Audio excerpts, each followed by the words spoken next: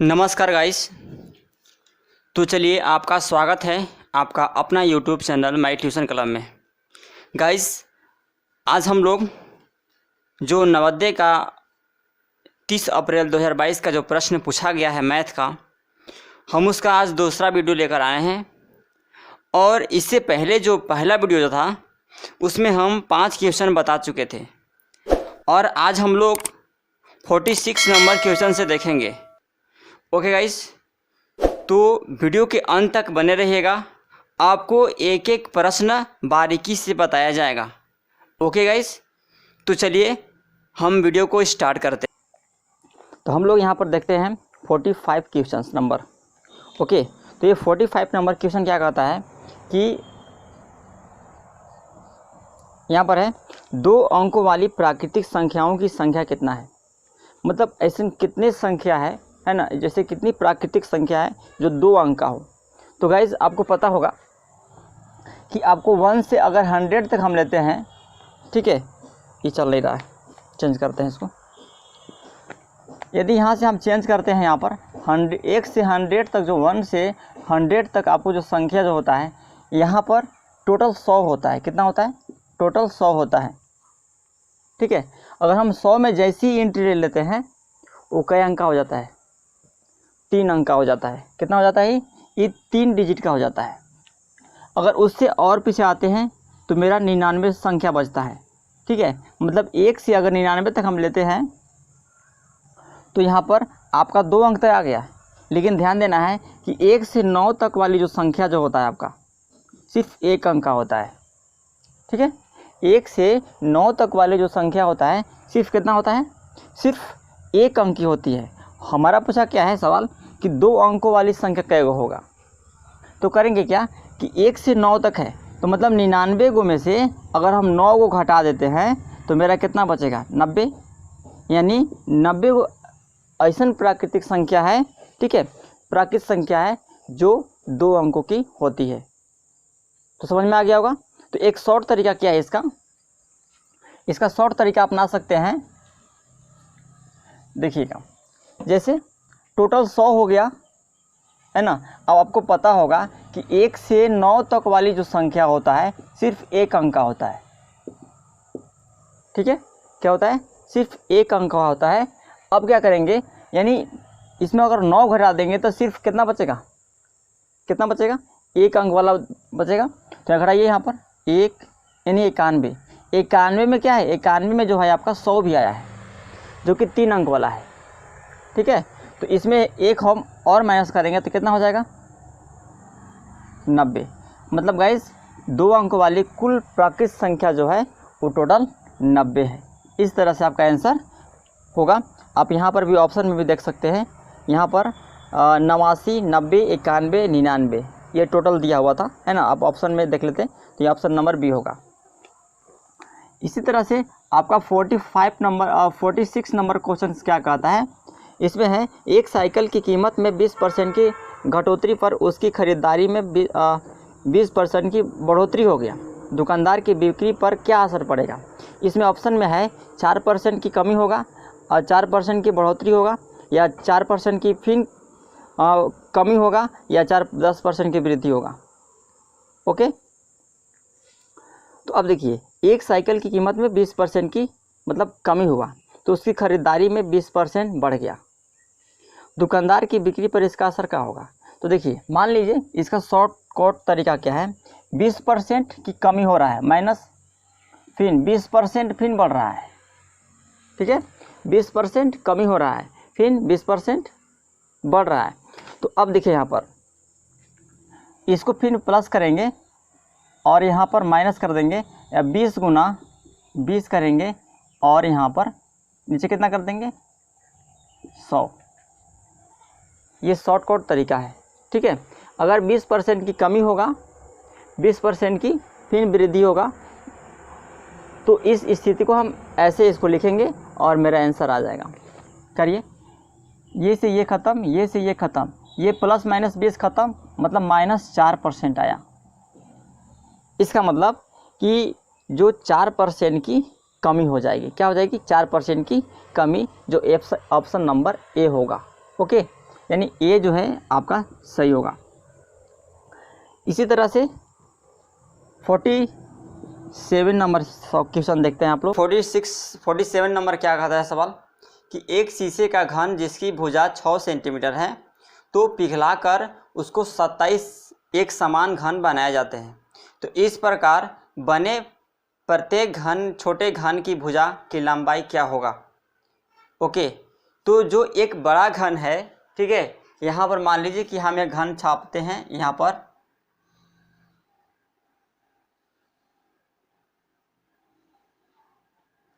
घना हो जाएगा, इसको घन बनाते हैं।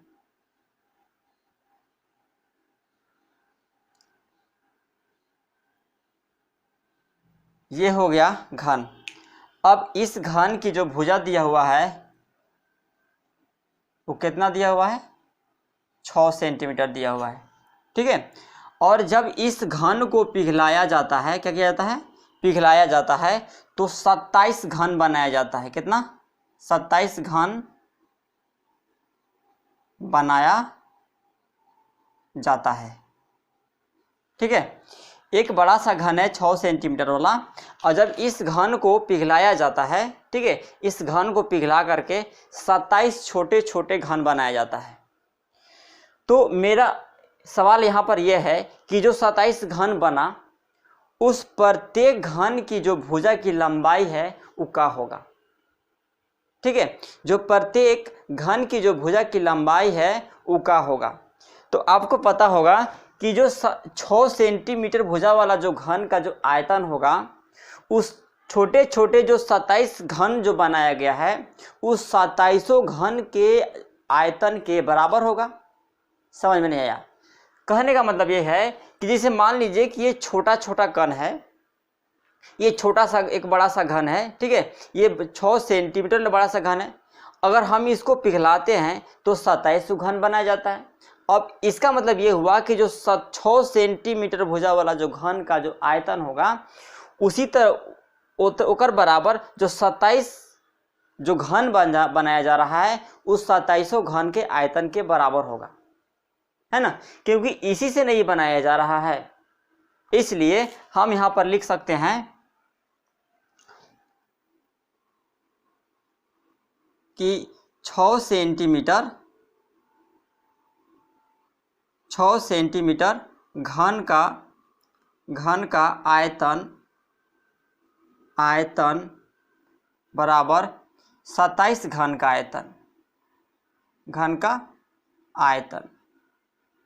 आयतन, ठीक है।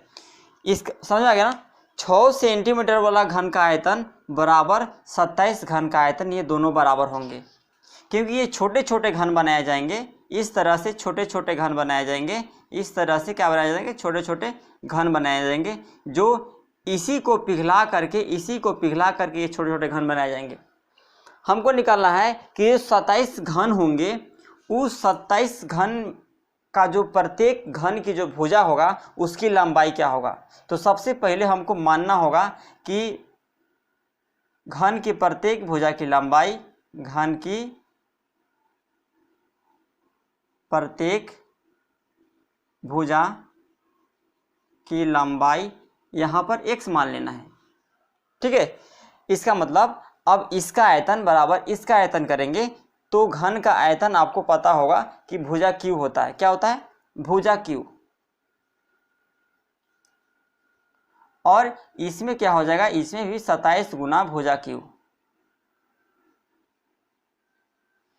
अब ये भुजा मतलब ये 6 सेंटीमीटर इसकी भुजा हो जाएगी। भुजा q का मतलब 6 गो भुजा, 6 गुना 6 3 हाली और 27 हो जाएगा।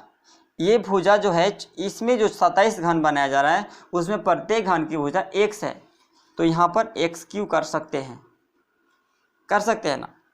अब हम क्या करेंगे, इसको काटेंगे, ठीक है। तो काटिए फटाफट।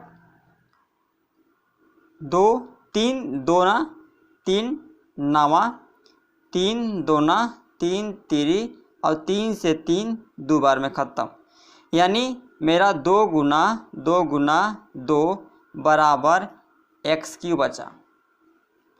इस तरह से हम इसको क्या कर सकते हैं कि x³ बराबर x³ बराबर लिख सकते हैं हम 2 दूना 4 दूना 8।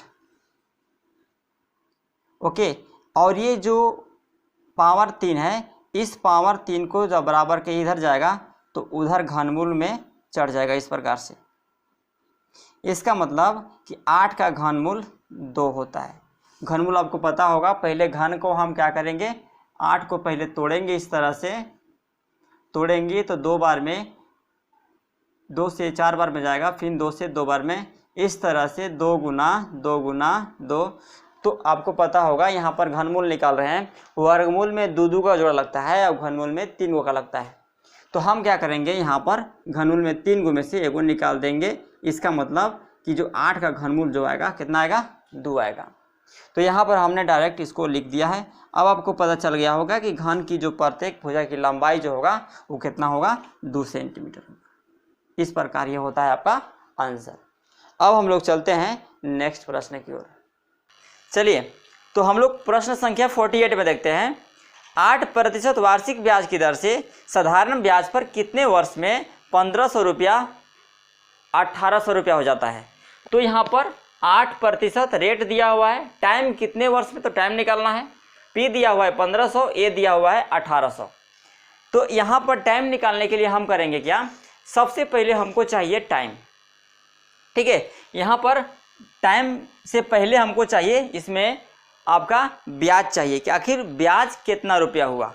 ठीक है, तो चलिए यहाँ पर देखते हैं हम लोग। तो यहाँ पर ब्याज निकालने के लिए मतलब SI के लिए हम लोग करेंगे क्या, यहाँ पर अमाउंट में से प्रिंसिपल को क्या कर देंगे, घटा देंगे। जब अमाउंट को प्रिंसिपल में से घटा देंगे तो समझिए कि आपका क्या निकल जाएगा, SI निकलेगा, मतलब ब्याज निकल जाएगा। 1800 में से 1500 का करेंगे, घटा देंगे तो कितना बचेगा, 300 रुपया। अब आप समझ गए होंगे कि यहाँ पर जो ब्याज हुआ आपका कितना हो गया, 300 रुपया हो गया। हमको निकालना है टाइम, तो टाइम इक्वल टू आपको फॉर्मूला पता होगा। टाइम इक्वल टू फॉर्मूला क्या होता है, यहाँ पर आप देखेंगे कि यहाँ पर SI गुना 100 बटा में अमाउंट, मतलब यहाँ पर प्रिंसिपल गुना रेट होता है। क्या होता है, प्रिंसिपल गुना रेट। मतलब टाइम इक्वल टू फॉर्मूला आपको पता चल गया कि आपका फॉर्मूला होता है SI गुना 100 बटा में P गुना R, मतलब प्रिंसिपल गुना रेट होता है। अब क्या करेंगे हम, यहाँ पर देखिए, यहाँ पर ध्यान से देखिएगा,